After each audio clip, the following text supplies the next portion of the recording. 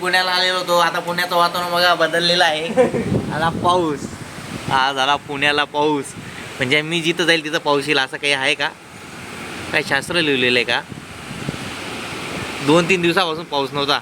मी आलो तर लय पाऊस यायला लागला. काय काय वातावरण आहे काय?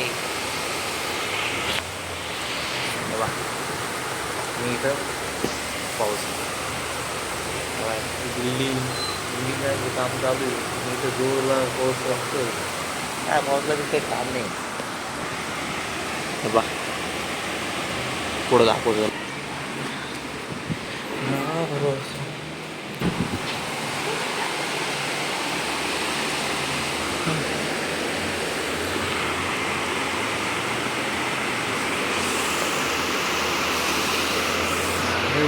चला